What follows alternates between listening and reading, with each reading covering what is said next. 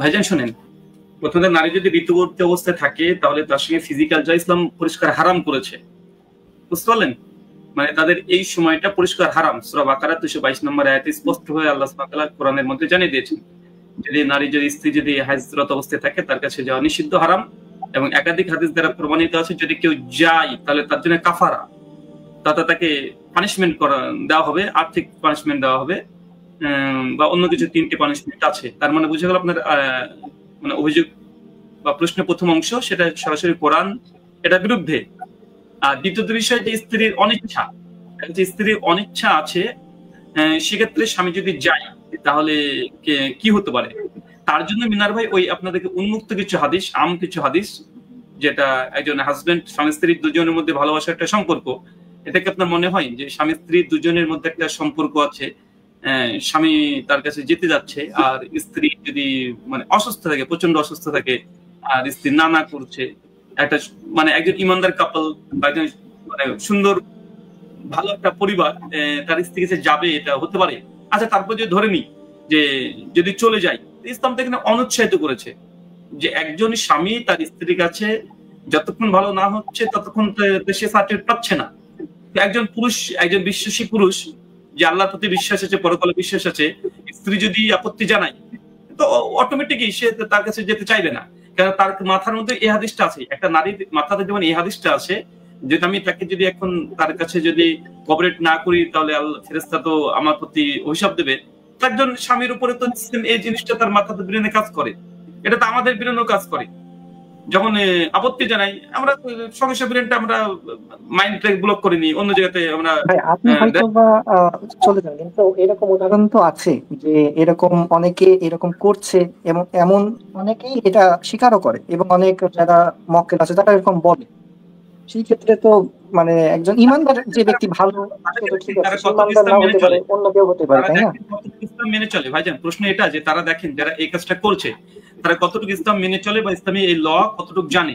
হ্যাঁ, ইসলাম মানছে না, তখন এই জন্যই তো এই আইনটা যদি থাকে সেই ক্ষেত্রে তো তারা একটু ভয় পাবে, তাই না? ইয়ে ভাই, শাস্ত্রী ভাই, আপনাকে একটা কথা বলি। ধরেন আপনি হচ্ছে যে কিছু মানুষ হচ্ছে যে অবিচার করে, এটা সত্য কথা। এখন কিছু মানুষ অবিচার করার জন্য কি আপনি পুরো পুরুষ জাতিকে হচ্ছে যে আপনি কি মানে আপনার হচ্ছে যে হুমকির মুখে ফেলে দিবেন? কারণ আপনি হুমকির মুখে কেন পড়ছে আপনার মনে হচ্ছে? সেটা এক্সপ্লেন করে দিচ্ছি ভাই, সেটা এক্সপ্লেন করতেছি। প্রথম কথা হচ্ছে যে যখন আপনি অপরাধীকে সাজা দিতে হবে তখন সেখানে আপনার বস্তুনিষ্ঠভাবে সেই অপরাধটাকে যে আগে অপরাধ প্রমাণ করা যায় এরকম একটা সিস্টেম থাকা লাগবে। হ্যাঁ জি ভাই, আমি বুঝতে পেরেছি, আপনি হয়তো বলবেন প্রমাণ করব কিভাবে। হ্যাঁ, এইটা নিয়ে হয়তো বা তর্ক থাকতে পারে। আপনি তো আমাকে কথা শেষ করতে দিচ্ছেন না ভাই, আপনি একটু ধৈর্য ধারণ করে একটু শুনেন। যেটা বলতেছি যে প্রথমত হচ্ছে যে আমি একটা অপরাধের কারণে যখন কাউকে সাজা দিতে যাব তখন হচ্ছে যে আমাকে আগে সেই ব্যক্তি যে আসলে অপরাধী এটাকে আসলে আগে অবজেক্টিভলি প্রুভ করতে হবে। এবং আদালতে কিন্তু হচ্ছে যে যতক্ষণ না পর্যন্ত একজন লোককে অপরাধী প্রমাণ করা যায় তারা কিন্তু ততক্ষণ পর্যন্ত অপরাধী হিসেবে স্বীকার করে না। আচ্ছা, তো এখন এই আইনটা হচ্ছে যে এমন একটা আইন যেটাকে আসলে আপনি অপরাধ স্বীকার করবেন কিভাবে? কারণ হচ্ছে যে স্বামী স্ত্রীর সম্পর্কটা ভাই, এটা যারা বিয়ে করছে তারা খুব ভালো জানতে পারে, আমরা হয়তো বলতে পারবো না, তবে মানে বিভিন্ন জায়গায় পড়ে যতটুকু এক্সপিরিয়েন্স সেটা বলতেছি। এটা তো হচ্ছে যে একটা আবদারের সম্পর্ক এখানে থাকে, মানে তারা একসাথে থাকবে, একের অন্যকে আবদার করতেই পারে, হ্যাঁ, একটু জোর জবরদস্তি এখানে থাকতেই পারে। এখন এই বিষয়টাকে আপনি এমন পর্যায়ে নিয়ে যাচ্ছেন, মানে মামলা মোকদ্দমাতে নিয়ে যাচ্ছেন। বা আপনি একটু নিজে চিন্তা করে দেখেন, যখন হচ্ছে যে আপনি আপনার একটা মেয়ে যখন তার হাজবেন্ডের নামে আদালতে গিয়ে মামলা দিয়ে আসবে যে তার হাজবেন্ড তাকে রেপ করছে, এই সংসার কি আর টিকবে কখনো? এই সংসার তো হচ্ছে ওখানে শেষ। তার মানে একটা মেয়ে তখন হচ্ছে যে মোট সুইং হলে সে হচ্ছে আদালতে গিয়ে মামলা করে দিবে যে আমার হাজবেন্ড, মানে তার হাজবেন্ড তাকে হচ্ছে রেপ করছে, সংসার তো শেষ। ওই ছেলেটাকে হচ্ছে যে যেহেতু আইনের কোনো হচ্ছে যে অপরাধ আইডেন্টিফাই করার কোনো সুযোগ নাই, তো এই আইনটা বাস্তবায়ন করতে হলে তাকে কি করতে হবে? তাহলে মানে মেয়ে যেটা বলছে তাকে সেটাকে ধরে নিয়ে কিন্তু বিচার কার্য চালাতে হবে। তাহলে একটা পুরুষ সে অপরাধ না করলেও এখানে সে ফেসে যাচ্ছে, জাস্ট নারীর ইচ্ছা হয়েছে। আমরা তো দেখি অলরেডি আমাদের সমাজে কি হয়, আপনার যৌতুক পুরুষ চাওয়া লাগে না। যৌতুকের আইন একটা হচ্ছে জামিন অযোগ্য, মানে যেটা হচ্ছে যৌতুকের মামলা যদি কেউ করে সেটার কিন্তু কোনো জামিন হয় না। একটা মহিলা যদি যৌতুকের মামলা করে সেখান থেকে কিন্তু পুলিশ কিন্তু সরাসরি তাকে গ্রেপ্তার করতে পারে, কোনো ওয়ারেন্টের প্রয়োজন হয় না। তাহলে এই আইনটাকে কিন্তু কত মিসইউজ করে। আপনি একটু পেপার পত্রিকাতে দেখবেন যে যতগুলা আপনার হচ্ছে যে মামলা করা হয়, যৌতুকের মামলা করা হয়, তার মধ্যে হচ্ছে যে 80% হচ্ছে মিথ্যা।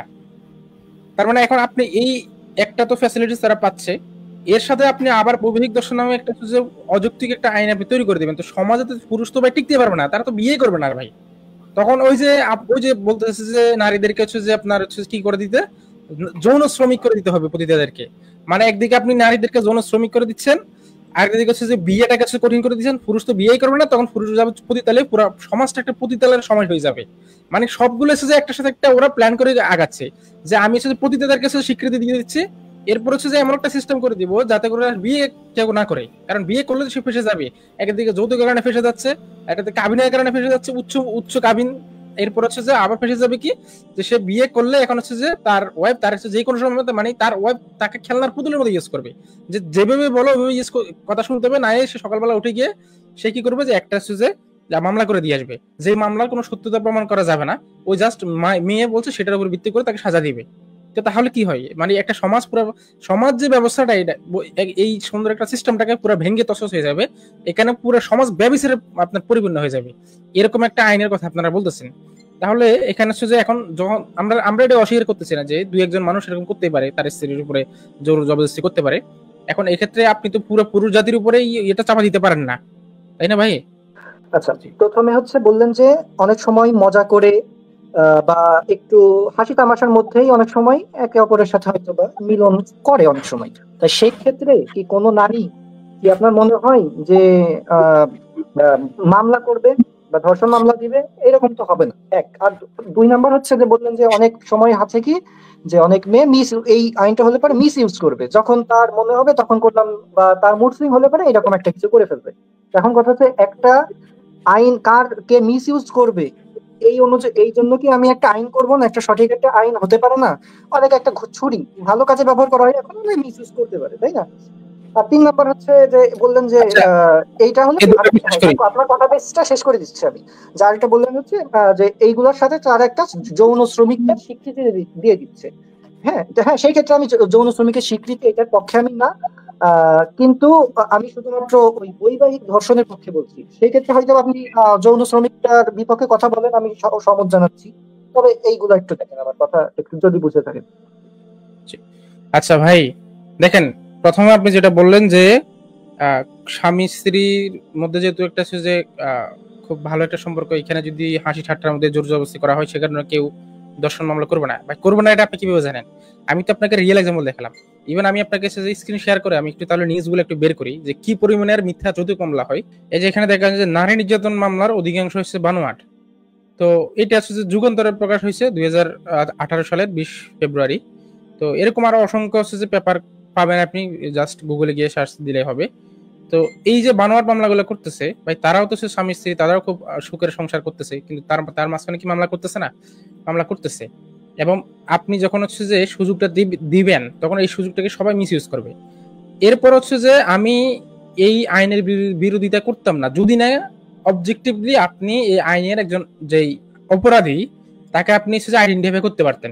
যেমন যৌতুক মামলায় কোনো স্বামী যৌতুক চাই কিনা, এটা এই আইনটাকে নারীরা মিস ইউজ করে। এরপরও আমরা এই আইন চাই। কেন চাই? কারণ হচ্ছে যে এই আইন এখানে হচ্ছে যে আপনি চাইলে কে আপনার থেকে যৌতুক চাচ্ছে তাকে আপনি আইডেন্টিফাই করতে পারবেন। যৌতুক চাওয়ার হচ্ছে যে কিছু হচ্ছে যে আপনার ওয়ে থাকে, সে হয়তো কলে আপনার হচ্ছে যে চাইছে, রেকর্ড থাকতে পারে, সে হয়তো হচ্ছে যে কথাগুলো বলছে অন্যকে শুনতে পারে, সাক্ষ্য টেস্টিমনি মাধ্যমে বোঝা যেতে পারে। যৌতুক না দেওয়ার কারণে সে গায়ে হাত তুলতে পারে, সেখানে হচ্ছে যে আপনার প্রুফ থাকতে পারে, তার শরীরে মেডিকেল সার্টিফিকেট থাকতে পারে। এগুলোর মাধ্যমে কিন্তু এখানে অপরাধীকে শনাক্ত করা যায়। কিন্তু ম্যারিটাল রেপের যে বিষয়টা, এখানে তো কোনো অপরাধীকে আপনি শনাক্ত করতে পারবেন না। তাহলে আপনার হচ্ছে যে যেমন দেখেন যে এখানে 80% মামলা যদি যৌতুক মামলা যদি মিথ্যা হয়, তো ওই ম্যারিটাল রেপের যে 90% মিথ্যা হবে না, আপনি কিভাবে বুঝবেন? তাহলে 90% পুরুষকে গিয়ে আপনি বিনা অপরাধে আপনি জেল খাটাবেন, দর্শনের হচ্ছে যে মানে সমাজের কাছে তাকে দর্শক বানিয়ে দিবেন? এটা কি মানে আপনার কাছে খুবই সাধারণ একটা ব্যাপার মনে হচ্ছে? বিষয়টা কিন্তু আসলে এরকম না। এইটা কিন্তু মিসইউজ হয়, আমি দেখছি আইন যখন হচ্ছে যে তৈরি হয়, আইন যার পক্ষ থাকে সে কিন্তু এটাকে খুব ভালোভাবে এটাকে মিসইউজ করে। তারপর হচ্ছে যে আমি তখন আপনাকে বলছিলাম একটা একটা করে শেষ করি। আচ্ছা, আর কোনো পয়েন্ট থাকলে একটু বলিয়েন, আমার কাছে মানে এখন মাথায় না, জাস্ট এটাই আছে। তো আচ্ছা আমি আচ্ছা, আরেকটা আমি বলি, এই যে নিউজটা দিয়েছেন এটা আমিও জানি, এটা শুনেছি। আচ্ছা, আমার কথা হচ্ছে যে 80% যৌতুক মামলা হয় বুঝলাম, তা 20% তো হচ্ছে সঠিক, এই 20%-এর জন্য এটা দরকার। আচ্ছা ঠিক আছে, ঠিক একইভাবে যদি কেউ জোর করে কিছু করে, আচ্ছা ধরেই নিলাম এইটা 99% মানে মিথ্যা হবে, তা ওই যে 1% যে আসলে ভুক্তভোগী, এর জন্য আপনাদের করণীয় কি, বা এর জন্য আপনি কি করতে পারেন, আপনার বা ইসলাম কি বলে? আচ্ছা ইসলাম বাদ দিলাম, বা এই ক্ষেত্রে আপনি কি সমাধান দিবেন? আচ্ছা, এখানে আপনার হচ্ছে যে প্রথম বিষয়টা হচ্ছে যে তারা যখন বিবাহ বন্ধনে আবদ্ধ হয়, বিবাহ কথাটার মানেটা কি ভাই? একটা মেয়ে ধরেন, আমরা যে সোসাইটিতে বসবাস করি বা একটা ইসলামিক সোসাইটির কথা আপনি চিন্তা করেন, সেখানে কি একজন মানুষ বা একটা মেয়ে কি চাইলে এসে যে কারোর সাথে যখন তখন কি যৌন সম্পর্ক করতে পারে? করতে পারে না। তাহলে যৌন সম্পর্ক করার জন্য তাকে হচ্ছে যে এলাউ করে কখন? বিবাহের মাধ্যমে এবং বিবাহ চুক্তির মাধ্যমে। এটা তো একটা চুক্তি বলতে গেলেই। তো সে যখন হচ্ছে যে বিবাহ বন্ধনে আবদ্ধ হয়, সে যখন বিবাহ চুক্তি স্বাক্ষর করে, তখন হচ্ছে কিন্তু সে ওই পুরুষকে হচ্ছে যে তার মানে তারা উভয়ে একে অপরের সাথে হচ্ছে যে যৌন সম্পর্ক করার হচ্ছে যে বৈধতা দেয়, এবং সমাজও তাদেরকে সেই বৈধতাটা দেয়। আইনগত ভাবে তাদেরকে সেই বৈধতাটা দেয়। তার মানে তারা হচ্ছে যে এরপরে যে কাজগুলো করে সেটা হচ্ছে যে আপনি শরিয়া দৃষ্টিকোণ থেকে বলেন বা সামাজিক দৃষ্টিকোণ থেকে বলেন অথবা আইনগত দৃষ্টিকোণ থেকে বলেন, সব প্রত্যেকটা দৃষ্টিকোণ থেকে এটা হচ্ছে কি আপনার হচ্ছে হালাল, বৈধ।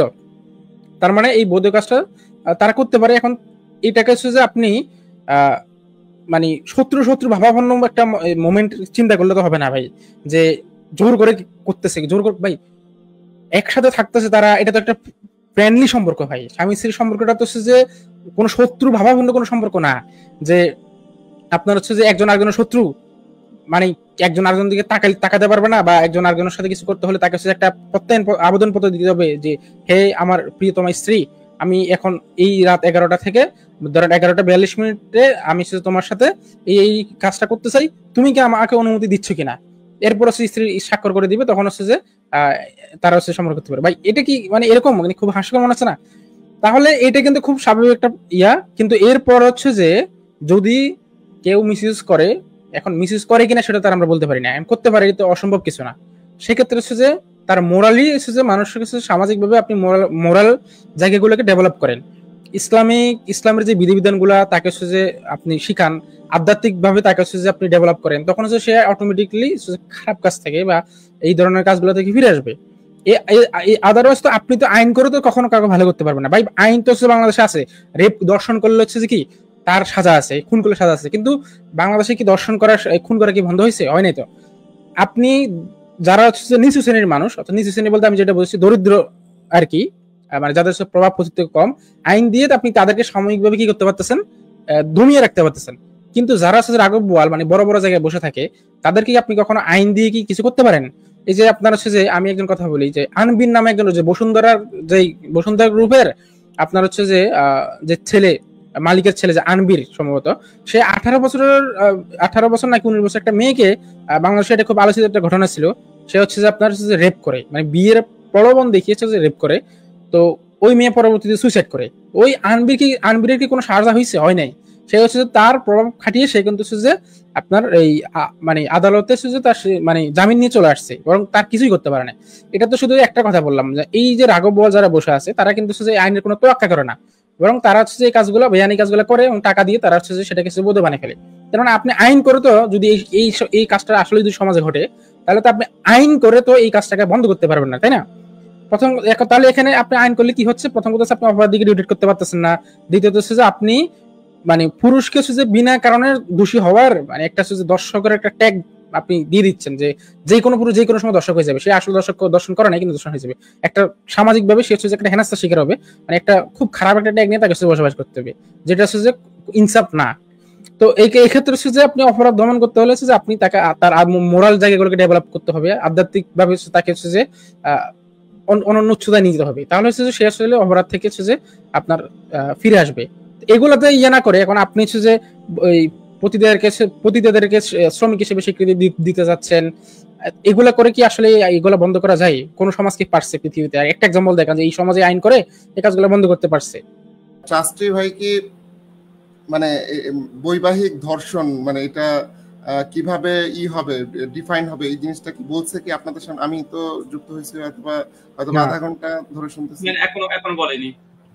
আচ্ছা আচ্ছা আমাকে জানতেও চাই নাই, আমি বলবো কিভাবে। আচ্ছা আচ্ছা, হ্যাঁ, এটা ডিফাইন করবে কিভাবে, মানে এটা যে বৈবাহিক ধর্ষণ, না, এটা সবথেকে বেশি ভালো হয় যদি একটা মেয়ে বলতে পারে। তারপর আমি বলি যতটুকু বুঝতে পারি যে অনেক সময় হতেই পারে তার অনিচ্ছার বাইরে যৌন সঙ্গম। আপনি কি আচ্ছা বিয়ের প্রলোভনে ধর্ষণে যে শান্ত ভাই একটু আগে একটা টার্ম বললো, এটা কি আপনি মনে করেন যে এরকম একটা আইন হওয়া দরকার, বিয়ের প্রলোভনে ধর্ষণ এটা বন্ধ হওয়া উচিত, এরকম কিছু?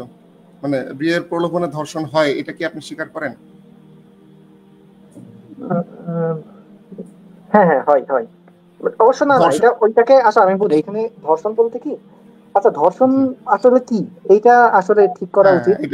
মানে অবিবাহিত অবস্থায় যদি ছেলে এবং মেয়ে যদি মিলিত ভাবে যদি কাজ কিছু করে, সেক্ষেত্রে তো আমি এটাকে ধর্ষণ বলতে পারছি না।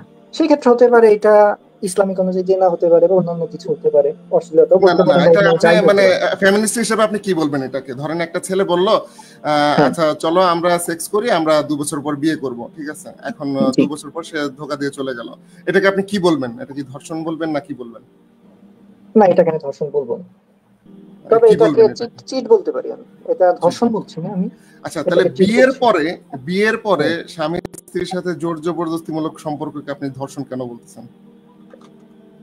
এই যে জোর জবরদস্তি, তাই জোর হচ্ছে দেখে, মানে হ্যাঁ, জোর হচ্ছে দেখে আমি এর মানে যে সবসময় জোর হয় এটা বলছি না। ওই যে হয়তো এবার না আমি আপনি যতটুকু জিজ্ঞেস করি ততটুকুই বলেন না।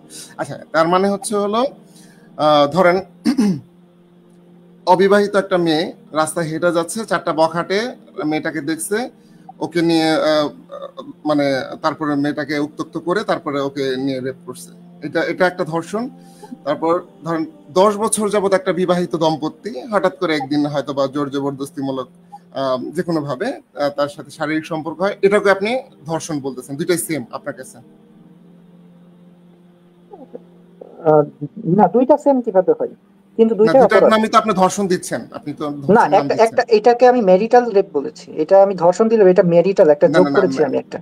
না যোগ করলেও ধর্ষণ তো বলতেছেন, ধর্ষণ মানে আপনি ম্যারিটাল বললামই তো, ইচ্ছা আপনি আমেরিকান ধর্ষণ বলেন ভাই, আপনি আমেরিকান ধর্ষণ বলেন আর বাঙালি ধর্ষণ বলেন, আর ধর্ষণ তো ধর্ষণই থেকে যাচ্ছে। আপনি ধর্ষক বলতেছেন, আপনি কিন্তু যে স্বামী তাকে কিন্তু ধর্ষক বলতেছেন, আপনি কিন্তু ম্যারিটাল ধর্ষক বলতেছেন না। আপনি তাকে ধর্ষকই বলতেছেন, ধর্ষক হিসেবে আপনি কাঠগড়ায় আনতেছেন। আপনি ভাই এইভাবে টার্ম ইউজ করলে আপনি এটা হবে না। আপনি তাইলে আমরা এইভাবে অনেকভাবে আমরা অনেক কিছু মানে অনেক আইন বানাইতে পারবো, ঠিক আছে? এই যে ডিজিটাল, আপনারা এটা কি বলবো, ডিজিটাল ধর্ষণ, এটাকে আমি কি বলবো? না আপনি বলেন, আপনি ধর্ষণটা কি খাটে? এটা আপনি বলতে মানে একটা আমি এখানে কি মনে হয় আপনার কি হতে পারে? আচ্ছা, কি হতে পারে 10 বছর ধরে সে তার স্বামীর সাথে শারীরিক সম্পর্ক করতেছে, হঠাৎ করে তাকে জোর করে ধর্ষণ, মানে জোর করে শারীরিক সম্পর্ক করলো, এটা কি হতে পারে? মানে এটা কি এরকম যে রাস্তা দিয়ে হেঁটে যাচ্ছে, তার স্বামী হঠাৎ এখনই করতে হবে, মানে এই টাইপের কিছু একটা নাকি? দুইটা পরিস্থিতি ভিন্ন, কিন্তু একই তো কথা, তো একই আসে। যদিও এর সাথে আমি আমার স্বামী, কিন্তু সে আমার সাথে এটা বেশি খারাপ হতে পারে যে আমার স্বামী আমার চিনলো না বা আমার স্বামী আমার কথা গুরুত্ব দিচ্ছে না, এটা তো বেশি খারাপ লাগে। হ্যাঁ, 10 বছর ভাই, 10 বছর ধরে তাহলে মানে স্বামী খুব ভালো ছিল, হঠাৎ করে স্বামী এরকম ধর্ষক হয়ে গেল নাকি? মানে এরকম উগ্র হয়ে গেছে, মানে মানে এটা কি কেন হইতে পারে? আমি আসলে আপনাকে রিজনটা জিজ্ঞেস করতেছি, কেন হইতে পারে, কি কারণটা কি? কেন হইতে পারে আমি কিভাবে বলবো কেন হইতে পারে? আপনি একজন ফেমিনিস্ট, আপনি এটা কারণটাই জানেন না। আপনি বলতেছেন যে সমাজে অহরহ ঘটতেছে, আপনি মানে ডাটা দেখাইতেছেন, আপনি অহরহ, এটা আমি বলিনি, কিন্তু ঘটে কিনা এটা কি আপনি অস্বীকার করেন? এটা ঘটে না, যেটা ঘটে এটা আমি কারণ দেখাবো রাহুল ভাই, আমি কারণ দেখাবো, কিন্তু আমি তার মুখ থেকে একটু শুনতে চাচ্ছিলাম আর কি। আমি আমি দেখাবো, ওই কারণগুলো আমি দেখাবো, ওই কেন ঘটে অবশ্যই ঘটে, এবং কারণগুলো আমি দেখাবো। আপনি যদি একটু বলেন। আমি কি আমার কাছে মানে কি জানতে চাচ্ছেন? মানে এই যে ইনসিডেন্ট গুলা কেন ঘটে, মানে আমি রিজনটা জানতে চাচ্ছি, যে মানে হ্যাঁ আমি যেটা বুঝাইতে আপনি বুঝতেছেন স্বাভাবিকভাবে তো আমার বুদ্ধি, যদি আমি অবিবাহিত, স্বাভাবিক দৃষ্টিতে আমার তো মনে হয় চাহিদা, পুরুষের যে চাহিদা, সেই কারণে এটা করতে পারে। জি না ভাই, এরকম চাহিদার কারণে ভাই মেয়েরা বেশি জোর করে। আপনি বিবাহিত হইলে হয়তো বা বুঝতে পারতেন। আচ্ছা, আরেকটা জিনিস আমি বলি এখানে রাহুল ভাই, আমি 1 মিনিট শেষ করে দিচ্ছি। সেটা হচ্ছে হলো আমি বলি ভাই, রিজন গুলো থাকে কি কি। একটা হচ্ছে হলো মাতাল থাকে, মদ্যপায়ী থাকে, মদ পান করে, অথবা মেন্টালি ডিসঅর্ডার হয়ে যায়, যে তার হয়তো বা সেক্সুয়াল যে ডিজায়ারটা সেটার একটা পরিবর্তন ঘটতে পারে, একটা হইতে পারে যে সে আসলে মানে কমফোর্টলি সে এটা নিতে পারে না, এই ধরনের হইতে পারে। অথবা আপনার ভাই স্বাভাবিকভাবে সে তার ওয়াইফকে যদি খুশি করে করে সেক্সুয়াল রিলেশন করে, সেটাতে আনন্দ বেশি। একটা সেক্সুয়ালি ডিসঅর্ডার মানুষই কেবল এরকম জোর জবরদস্তিমূলক মানে এইভাবে এটা করতে চাইবে। ওয়াইফ যখন চাইবে না, স্বামী স্বাভাবিকভাবে বুঝবে। যখনই তারা একটা রিলেশনের ক্ষেত্রে যখন করবে, স্বামী স্বাভাবিকভাবে বুঝবে যে ওয়াইফ এখন এটা করতে চাচ্ছে না। স্বামী যদি ওয়াইফকে ভালোবাসে, ভাই 10 বছর ভালোবাসে, এখন কি এসা মানে হয়ে গেছে যে মানে হয়তো মদ্যপায়ী হয়েছে, না তো তার কোনো প্রবলেম হয়েছে। এছাড়া ভাই আমার কাছে আর কোনো কারণ নেই। আপনারা আর কোনো কারণ থাকলে দেখাইতে পারেন। জি রাহুল ভাই, আমার শেষ। আচ্ছা, যদি এই কারণটা যদি মেনেও নেই, সেই ক্ষেত্রে কি এটা কি স্বামীই তো করছে, তাই না ভাই? তাহলে তো ভাই ইসলাম তো এটাকে আগে থেকে করে দিচ্ছে ভাই। আচ্ছা, আমি একটু কথা বলি ভাই। তাহলে এটাকে আমি কি বলবো, এটা তো হলো না ভাই। তখন ফার্স্ট আপনার কাছে দুটো বিষয় শুনলাম। একটা হচ্ছে ধর্ষণ, আপনি বলছেন সংজ্ঞার জন্য দুটো শব্দ ব্যবহার করছেন। একটা হচ্ছে যে স্ত্রীর অনিচ্ছা, স্ত্রীর ইচ্ছে নেই, আর 2 তার সম্মতিও নেই, বা আপনি এখানে বলছেন যে তাকে জোর করা আর তার সম্মতি, দুটো শব্দকে ব্যবহার করছেন, তাই না? একটু বলবেন। হ্যাঁ হ্যাঁ হ্যাঁ। একটা হচ্ছে যে স্ত্রীকে জোর করছে, আর 2 নম্বর হচ্ছে স্ত্রীর সম্মতি নেয়নি। আচ্ছা, আমি আপনাকে একটা সিনারি বলতে মেয়ে রাজি হচ্ছে না এই বিষয়ে। ভাই সম্মতি তো বিয়ের সময় দিছে, ওরা বিবাহ যখন চুক্তি করছে তখনই তো সম্মতি দিছে ভাই।